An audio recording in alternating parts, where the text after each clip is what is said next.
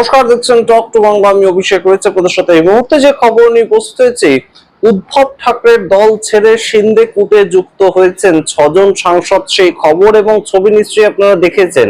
কিন্তু তাদেরকে যখন একদম ওম বিড়লা সরাসরি এনডিএ তে এখনো পর্যন্ত বসার মতো স্বীকৃতি দেননি, তখনই কিন্তু বেশ কিছু একদম উল্টো ধরনের সুর শোনা যাচ্ছে। এবং এমন একটা ঘটনা ঘটলো, সেটা অবশ্যই মহারাষ্ট্র কেন সারা ভারতবর্ষের রাজনীতিতেই বেশ খানিকটা অবাক করা একটা ঘটনা। তার কারণ, যে 6 জন সাংসদ একদম উদ্ধব ঠাকরের দল ছেড়ে এই মুহূর্তে চলে গিয়েছেন সিন্ধে কূটে, সেই 6 জন সাংসদের মধ্যে একজন সাংসদের মেয়ে, তিনি বলছেন যে আমি উদ্ধব ঠাকরেকে ছেড়ে কোথাও যাব না। শুধু বলছেন তাই নয়, একদম সরাসরি উদ্ধব ঠাকরের বাড়িতেও তিনি চলে গিয়েছেন। এই তার বাবা সিন্ধে কূটে যুক্ত হওয়ার পর, অর্থাৎ একনাথ শিন্ডের সঙ্গে যুক্ত হওয়ার পর, ছবি তোলার পর তিনি সরাসরি উদ্ধব ঠাকরের বাড়িতে চলে গিয়েছেন তার সঙ্গে দেখা করতে। এবং তিনি বেরিয়ে এসে প্রেসের সামনে দাঁড়িয়ে বলছেন যে আমাদের বাড়িতে সবাই নিজেদের মতন ডিসিশন নিতে পারে, আমি এই মুহূর্তে উদ্ধব ঠাকরের সঙ্গেই থাকবো এবং আমার বাবার ডিসিশন আমার বাবার। কিন্তু এই ঘটনা ঘটার 1 ঘন্টার মধ্যেই সেই যে সাংসদ পিতা, তারও হঠাৎ করে হৃদয় পরিবর্তন। এবং এই মুহূর্তে সবচেয়ে গুরুত্বপূর্ণ যে জায়গাটায় তিনি বলছেন যে আমি বা আমার মতন অনেকেই উদ্ধব ঠাকরে বা তার ছেলে আদিত্য ঠাকরে তাদের জন্য দল ছেড়ে আসেনি, আমাদের বরঞ্চ ক্ষোভটা ছিল অন্য আরেকজনের প্রতি। অর্থাৎ কোথাও গিয়ে ইঙ্গিতটা সঞ্জয় রাউত তার প্রতি করছেন তারা। এবং তিনি বলছেন যে আমাদেরকে এই মুহূর্তে সেই ব্যক্তি দলের মধ্যে কোণঠাসা করে রেখেছিলেন, আমাদের কোনো কথাই শোনা হতো না। তাই জন্যই আমরা উদ্ধব ঠাকরের দল ছেড়ে চলে এসেছি।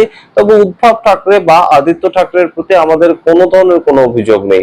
এই ঘটনা যখন একদিকে মহারাষ্ট্রে ঘটছে, অন্যদিকে একজন নরেন্দ্র মোদীর ক্যাবিনেটের কেন্দ্রীয় মন্ত্রী, তার ইস্তফা হয়ে গিয়েছে। এবং সেই ইস্তফাটাই বা কেন হয়েছে এই মুহূর্তে, সেটা নিয়েও তো একটু চর্চা করা দরকার। অর্থাৎ নরেন্দ্র মোদীর সঙ্গে যিনি 46 বছর ধরে রয়েছেন, তার ইস্তফা হচ্ছে কেন বলুন তো?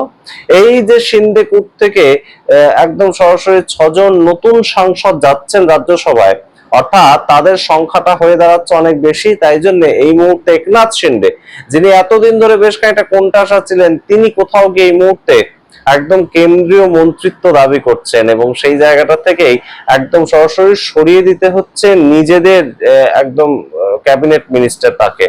সমস্তটা নিয়ে বিস্তারিত আলোচনা করবো। তার আগে অবশ্যই টক টু বাংলা ইউটিউব চ্যানেলকে সাবস্ক্রাইব করে ভিডিও দেখুন শেষ অবধি স্কিপ না করে। আপনাদেরকে জানাই, এই মুহূর্তে উদ্ধব ঠাকরে এবং আদিত্য ঠাকরের সঙ্গে আমার কোনো ধরনের কোনো লড়াই নেই। এক বিশেষ ব্যক্তির সঙ্গে, এক বিশেষ নেতার সঙ্গে সেই লড়াই ছিল, তাই জন্য আমি দল পরিবর্তন করছি। তো এই বক্তব্য যিনি রাখছেন, তিনি হচ্ছেন সঞ্জয় দিনা পাটেল। এবং সঞ্জয় দিনা পাটেল তিনি একনাথ শিন্ডেকে ফুল দিয়ে তার সঙ্গে ছবি তুলে, তার পরবর্তীতে তার মেয়ে যখন দেখছেন যে সরাসরি ওই দলেই থাকছেন, তখন তার এই বোধোদয় এবং তখন তিনি এই ধরনের কথা বলেছেন। শুধু তাই নয়, তিনি বলছেন যে শিবসেনা মানে আসলে তো উদ্ধব ঠাকরেই, শিবসেনা মানে তো আসলে বালা সাহেব ঠাকরেই, সেটা ছাড়ার কোনো প্রশ্নই আসে না। কিন্তু এই মুহূর্তে রাজনৈতিক কারণে এক নেতা যেহেতু সম্পূর্ণ দলটাকে কন্ট্রোল করছিল, অর্থাৎ সঞ্জয় রাউতের কথা ইঙ্গিত করছেন তিনি বারংবার, তো সেই নেতার জন্য আমাকে দল ছেড়ে চলে আসতে হয়েছে। এবং এই যে অপমান, সেই অপমানটা কিরকম সেটারও নিদর্শন দিয়েছেন তিনি। তিনি বলছেন যে এই নেতা আমার সামনে মিষ্টি মিষ্টি কথা বলতো, অর্থাৎ যার বিরুদ্ধে তার অভিযোগ, তিনি নাকি তার সামনে মিষ্টি মিষ্টি কথা বলতেন পার্টির অভ্যন্তরে, কিন্তু আমার যে সমর্থকরা ছিল, অর্থাৎ নেতার সমর্থক হয় আজকের দিনে ভারতবর্ষে, পার্টির সমর্থক হয় না। সেরকমই দেখা যাচ্ছে বিভিন্ন ক্ষেত্রে। বলছেন যে আমার যে সমস্ত সমর্থকরা ছিল, তাদেরকে রীতিমতন কটাক্ষ করা হতো, তাদেরকে অপমান করা হতো। এবং সেই আমার সমর্থকদের অপমানের বদলা নিতে আমি এই মুহূর্তে সরাসরি একনাথ শিন্ডে তার দলে চলে যাচ্ছি। এই সামগ্রিক প্রেক্ষাপটটা কিন্তু অবশ্যই সাধারণ ভোটার যারা, তাদের কাছে কোথাও গিয়ে একটা অন্য ধরনের ছবি। তার কারণ তারা বিজেপি বিরোধী ভোটটা দিয়েছিল। এবং বিজেপি বিরোধী ভোট শুধু তাই নয়, একনাথ শিন্ডে বিরোধী ভোট দিয়েও কিন্তু তাদেরকে 2024 সালে যখন একদম দল ভেঙে গিয়েছে, যখন রীতিমতন এই ধরনের সাংসদদের উপর ভরসা করছে উদ্ধব ঠাকরে, তখন 2024 সালে দল ভেঙে যাওয়ার পরেও 9 জন সাংসদ তার তরফ থেকে জিতেছিলেন।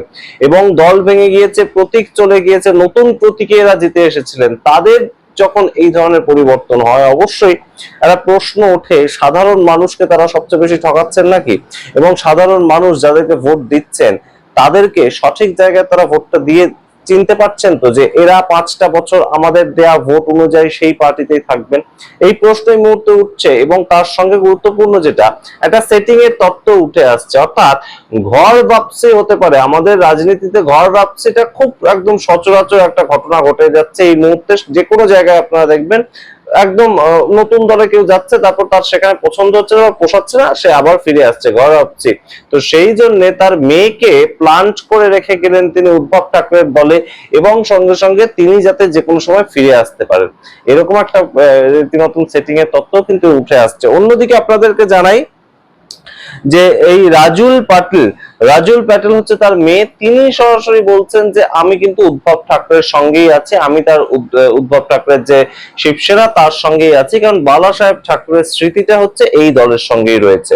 সুতরাং বুঝতেই পারছেন আপনারা, মেয়ে একদিকে এবং তার পিতা একদিকে, এবং পিতার বক্তব্য হচ্ছে যে আমার কিন্তু যাওয়ার কোন রকম কোনো দরকার ছিল না, শুধুমাত্র আমার সমর্থক, পার্টির সমর্থক নয়, আমার সমর্থকদেরকে আমারই পার্টির মধ্যে একজন নেতা অত্যন্ত দুর্ব্যবহার করছিল, তাই জন্য আমাকে চলে যেতে হচ্ছে। অন্যদিকে আপনাদেরকে যেটা দিয়ে বলে শুরু করলাম, জর্জ কুরিয়ান তার ইস্তফা হয়েছে। আপনারা জানেন যে ইস্তফা খুব একটা মোদি ক্যাবিনেটে হয় না, কিন্তু জর্জ কুরিয়ানের ইস্তফাটার অন্যতম একটা কারণ রয়েছে। তার কারণ কেরালে রিসেন্টলি ভোট হয়েছে এবং কেরালে বিজেপি একদম দাঁত ফোটাতেও পারেনি। তো সেই জর্জ কুরিয়ানকে কিন্তু সম্পূর্ণটা কেরল থেকে উঠিয়ে এনে রাজ্যসভার সাংসদ এবং তারপরে কেন্দ্রীয় মন্ত্রী বানানো হয়। কিন্তু জর্জ কুরিয়ান তিনি খুব একটা ভালো রেজাল্ট দেখাতে পারেননি কেরলে, এবং তাই জন্য তাকে কিন্তু কেরল থেকে আর রাজ্যসভায় পাঠানো হয়নি।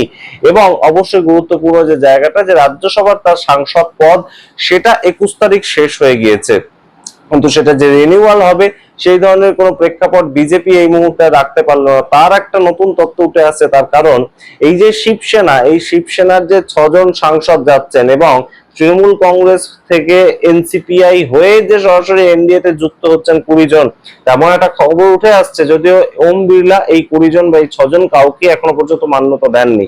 তো এই যে শিবসেনা থেকে 6জন যাচ্ছেন, এনসিপিআই থেকে 20 জন যাচ্ছেন তৃণমূল হয়ে, তাদের কিন্তু সরাসরি ডিমান্ড রয়েছে। কাকলি ঘোষ দস্তিদার ইতিমধ্যেই আপনাদেরকে জানিয়েছি যে 2জন একদম সরাসরি কেন্দ্রীয় মন্ত্রিত্ব চেয়েছেন 2জন তাদের তরফ থেকে। এবং শিবসেনায় একনাথ শিন্ডে তিনিও বলেছেন যে এই 6জনকে যে আমরা নিয়ে আসছি তাদের মধ্যে কিন্তু একজনকে অর্থাৎ সরাসরি পাঠাতে হবে, এবং এই 6জনকে না হলেও অন্য একজনকে কিন্তু শিবসেনার পক্ষ থেকে পাঠাতে হবে, এবং রাজ্যসভায় পাঠিয়ে তাকে এমপি করে কিংবা লোকসভায় পাঠিয়ে তাকে এমপি করে একদম সরাসরি কিন্তু কেন্দ্রীয় মন্ত্রিত্ব দিতে হবে। তো সেই জন্যই একটা মন্ত্রীর পদ তো দরকার এবং মন্ত্রীর একটা মন্ত্রিত্ব তো দরকার। তাই জন্য জর্জ কুরিয়ান তিনি বহুদিনের বিজেপি কর্মী, একজন 46 বছর ধরে তিনি বিজেপি করছেন। 2024 সালে রিসেন্টলি তিনি কেরল থেকে ইলেক্টেড হয়ে রাজ্যসভায় গেছিলেন, কিন্তু তার পরবর্তীতে তার টার্মটা শেষ হয়ে যাচ্ছে এই মুহূর্তে 2026-এর 21শে জুন, এবং তার পরবর্তীতে তাকে আর রিনিউ করা হলো না, এবং তাই জন্য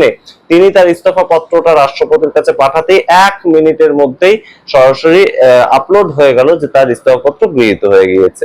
আপনাদের সামনে রাখলাম পুরোটা। এই মুহূর্তে নতুনদেরকে এনডিএ তে শামিল করার জন্য বিজেপি এতটাই মশগুল হয়ে গিয়েছে যে পুরনো 46 বছরের বিজেপি করা কর্মী তাকে পর্যন্ত তার পদ থেকে ইস্তফা দিতে হচ্ছে। এরকম একটা প্রেক্ষাপট যখন তৈরি হচ্ছে, অন্যদিকে একদম মহারাষ্ট্রে দুটো দল এবং দুটো দলের মধ্যে মানুষ ভাগ হয়ে গিয়েছেন, কিন্তু এনডিএ তে গিয়েও তাদের কোথাও গিয়ে একটা যোগসূত্র তারা স্থাপন করে রাখছেন যে যদি কখনো সমস্যা হয় তাহলে তো আবার পুরোনো দলে ফিরতে হবে।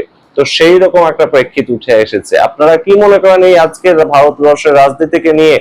সাধারণ মানুষ যেভাবে প্রতি মুহূর্তে ধাক্কা খাচ্ছে এবং সাধারণ মানুষের যে সমস্ত প্রবলেম গুলো সেগুলো সমস্ত সাইড হয়ে গিয়ে কে কোন দলে যাচ্ছেন, কে কাকে ভাঙিয়ে নিয়ে যাচ্ছে, এগুলো নিয়েই কন্টিনিউ আলোচনা হচ্ছে। সেখানে কি কোথাও গিয়ে সাধারণ মানুষ সবচেয়ে বেশি ডিপ্রাইভ হচ্ছে না? এবং মানুষ যাদেরকে ভোট দিচ্ছেন, বিজেপি বিরোধী ভোট দিচ্ছেন কিংবা একদম সরকার বিরোধী ভোট দিচ্ছেন, সেই জায়গায় যারা ভোটটা দিচ্ছেন, যাদেরকে ভোটটা দিচ্ছেন, তারা কোথাও গিয়ে সেটিং করে ফেললে এই সামগ্রিক বিষয়টা একটু হলেও কে বিশ্বাসে আঘাত আনে না? এবং অবশ্যই এনডিএ এর বিরুদ্ধে তো ভোটটা দিয়েছিলেন সাধারণ মানুষ, কিন্তু তারা এখন যদি এনডিএ তে সামিল হয়ে যান, তৃণমূল কংগ্রেসের 20 জন যারা এনডিএ এর বিরুদ্ধে দাঁড়িয়ে লড়াইটা করবেন বলেছিলেন কনস্টিটিউয়েন্সির মানুষকে, তারা যদি এখন এনডিএ তে সামিল হয়ে যান, তাহলে তো অবশ্যই এই মুহূর্তে প্রশ্ন ওঠে। আপনারা সেই প্রশ্নের কি উত্তর দেন দেখার অপেক্ষা রইলাম। দেখতে থাকুন টক টু বাংলা। অবশ্যই টক টু বাংলা ইউটিউব চ্যানেলটিকে সাবস্ক্রাইব করুন। সামগ্রিক ভিডিওর ভিত্তিতে আপনাদের মতামত অবশ্যই কমেন্ট বক্সে কমেন্ট করবেন, এবং অবশ্যই জয়েন বাটন ক্লিক করে আমাদের চ্যানেল মেম্বারশিপ নিতে পারেন। এবং অবশ্যই প্রত্যেকটি ভিডিওর ডেসক্রিপশন বক্সে কিন্তু আমরা জয়েন বাটনের লিংক দিয়ে রাখছি, সেখান থেকে আপনারা ডাইরেক্টলি জয়েন করতে পারেন। ধন্যবাদ।